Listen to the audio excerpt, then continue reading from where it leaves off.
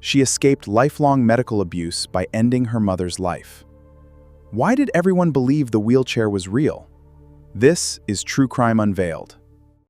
On the afternoon of June 14, 2015, a status update appeared on the joint Facebook account of a mother and daughter living in Springfield, Missouri. The post contained only 4 words: "That bitch is dead." Minutes later, a second, longer comment appeared from the same account. It claimed that the mother had been brutally murdered and that the daughter had been taken and sexually assaulted. Friends and neighbors who saw the posts panicked immediately and called 911. Wait. If the mother is dead and the daughter is supposedly kidnapped, who exactly is writing these posts? Did the police think a killer had access to their phones? That was the immediate assumption. When police arrived at the small, pink house on Volunteer Way, the neighborhood was quiet. The windows were drawn. Inside, investigators found a pristine, almost childlike home, filled with stuffed animals, Disney movies, and advanced medical equipment. But in the primary bedroom, they found Claudine Blanchard, known to everyone as Dee Dee, face down on her bed. She had been stabbed multiple times and had been dead for several days. But the most terrifying discovery for the police was what they did not find. Her daughter, Gypsy Rose Blanchard, was gone, and all of her wheelchairs, her breathing machines, and her feeding tubes were still inside the house. So a severely disabled girl is missing, but her life support equipment is left behind? The timeline for her survival without that equipment must have been incredibly short. Police believed they were racing the clock to find a dying hostage. To understand why the entire city of Springfield was terrified for Gypsy, you have to look at the life she supposedly lived. Dee Dee and Gypsy arrived in Missouri years earlier, claiming to be refugees who lost everything in Hurricane Katrina. They were embraced by the community. They were given a home by Habitat for Humanity, complete with a wheelchair ramp and a customized therapeutic hot tub.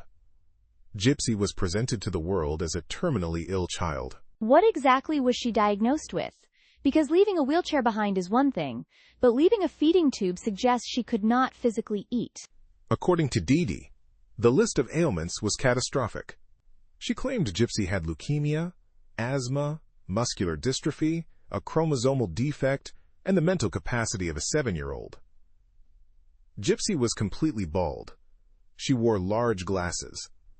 She spoke in a high-pitched, childlike voice. She was fed through a surgically implanted tube in her stomach. The community rallied around them with charity donations, free flights to medical specialists, and backstage passes to concerts. Dee Dee was viewed as a living saint, a mother who sacrificed her entire existence to care for a child who was constantly on the brink of death. Did the doctors ever question this? I understand a community believing a mother, but medical professionals require blood tests, scans, and physical proof before they do surgery. That is where the timeline of the deception becomes crucial. Dee Dee used a tactic common in cases of medical child abuse, specifically factitious disorder imposed on another, widely known as Munchausen by Proxy. She doctor-shopped. If a doctor questioned her claims, she never took Gypsy back to that hospital. She used the destruction of Hurricane Katrina as an excuse for why early medical records were missing. Without a centralized medical database, new doctors relied heavily on the mother's medical history forms. Based on Dee Dee's verbal reports of seizures, vomiting, and muscle weakness, doctors prescribed heavy medications, removed Gypsy's salivary glands, and subjected her to numerous unnecessary procedures. So surgeons actually removed her salivary glands without finding an underlying disease? How does the medical system allow an irreversible surgery based on a mother's story? Dee Dee convinced doctors that Gypsy was drooling excessively and choking on her own saliva. She used numbing agents on Gypsy's gums to make her drool before appointments. Over time, the medications and poor nutrition caused Gypsy's teeth to rot, leading to painful dental extractions. But behind closed doors, the facade was cracking. Gypsy was getting older. And despite what her mother told the world, Gypsy knew she could walk. She knew she could eat solid food. And she knew she did not need a wheelchair. If she knew she could walk, why didn't she just stand up in public? Or tell a nurse when her mother was out of the room? Because Dee Dee maintained absolute psychological and physical control. Investigators later learned that if Gypsy tried to assert independence, Dee Dee would physically strike her or deny her food. Dee Dee also altered Gypsy's birth certificate changing her birth year from 1991 to 1995 to keep her legally and socially classified as a child. Gypsy was isolated with almost no real-world education or unsupervised social contact. But in 2012, Gypsy found a loophole. She managed to connect to the internet late at night when her mother was asleep. She created secret profiles on Christian dating sites and eventually met a man from Wisconsin named Nicholas Godejohn. How much did Nicholas Godejohn know about her real life? Did he think he was talking to a terminally ill child in a wheelchair? He knew the truth. Gypsy confided in him. Over 2.5 years of secret online communication, their relationship grew intense and highly disturbed. Their messages revealed a shared world of dark fantasies, varying personas, and eventual desperation. Gypsy felt trapped. She believed her mother would never let her leave, and would continue subjecting her to medical procedures until she died. By May of 2015, the text messages shifted from fantasy to a concrete plan. Gypsy asked Nicholas to come to Missouri and kill her mother. Wait, she directly asked him to commit murder? Did they discuss any other way out, like him just picking her up and driving away? They discussed running away, but Gypsy was terrified of her mother's reach. She believed Dee Dee would use the police to hunt her down by claiming her severely disabled daughter had been kidnapped. Gypsy felt that as long as her mother was alive, she would never be free.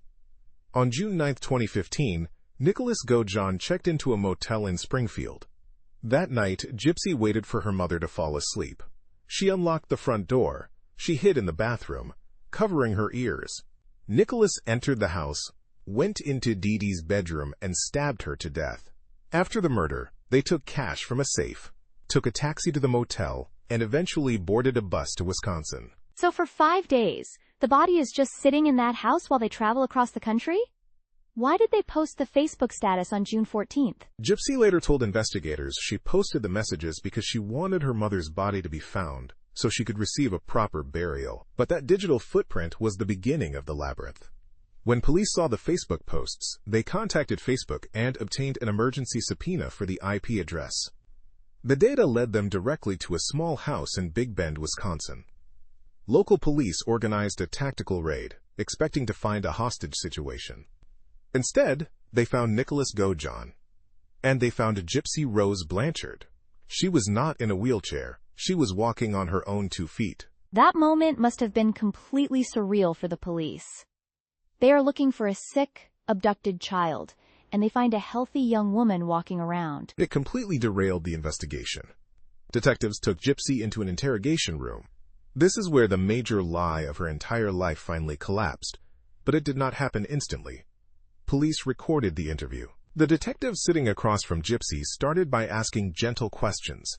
Still unsure if he was speaking to a victim of kidnapping or a suspect, he asked her about her illnesses. Gypsy initially played along, using her high-pitched voice, claiming she did not know what happened to her mother. Did she try to maintain the medical lies in the interrogation? Did she claim she still needed the wheelchair? She tried, but the detective gently confronted her. He pointed out that she had walked into the police station. He asked her to stand up. Gypsy stood. The detective asked her about the medications. Slowly, under careful questioning, Gypsy admitted she did not need them. Then, the questions shifted to the murder. Gypsy realized she could not lie her way out of the digital evidence and the timeline. She confessed that she was in the house.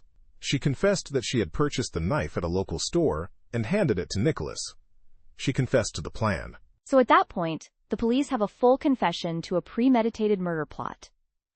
Legally, does it matter why she did it, or is the confession enough to lock her away for life? That question became the central legal battle of the entire case. Initially, the Greene County prosecutor charged both Gypsy and Nicholas with first-degree murder. In Missouri, first-degree murder requires deliberation and premeditation, which the text messages clearly proved. The exposure for a first-degree murder conviction is life in prison without the possibility of parole or the death penalty. But Gypsy's defense attorney, Mike Stanfield, requested her medical records from Louisiana and Missouri. How many records were there? Because if the defense can prove the abuse, does that change the charge from murder to self-defense? Stanfield uncovered thousands of pages of medical documents spanning more than a decade. The records painted a horrifying picture of systemic medical child abuse. The defense prepared to argue that Gypsy was a victim of relentless torture, essentially a hostage in her own body and home. However, claiming self-defense in court is incredibly difficult. Legally, self-defense requires an immediate, inescapable threat to your life at the exact moment of the killing. Because Dee Dee was asleep, and because Gypsy planned the murder days in advance and used a third party to execute it, traditional self-defense did not legally apply. So the jury would be asked to look at a lifetime of torture, but the judge would instruct them that the law says she is still guilty of premeditated murder? Exactly. And that was a risk the prosecution did not want to take either. Prosecutors realized that if a jury saw the extent of the medical abuse, they might refuse to convict her, even if she technically broke the law.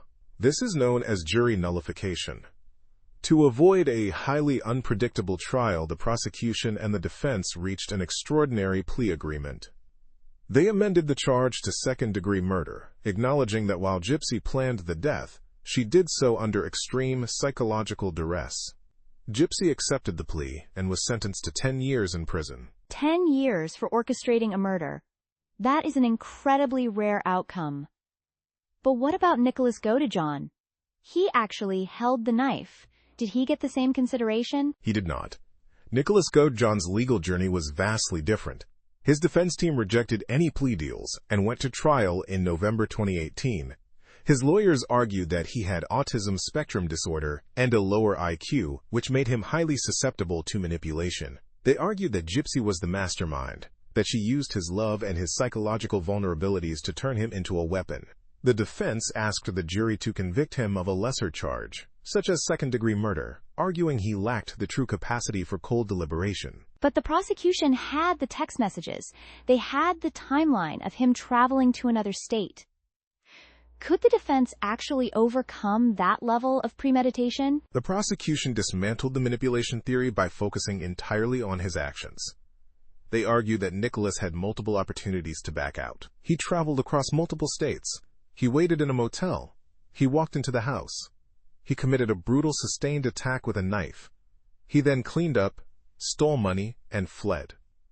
Prosecutors argued that regardless of Gypsy's influence, his actions met the exact legal definition of first-degree murder. The jury agreed. They deliberated for just 2 hours before finding Nicholas Godejohn guilty of first-degree murder. He was sentenced to life in prison without the possibility of parole. So the person who endured the abuse and planned the escape gets 10 years, and the person who stepped in to execute her plan will die in prison. Legally, it makes sense based on who held the weapon, but morally, it leaves a very uneasy feeling. It is a stark example of how the criminal justice system separates intent, action, and context.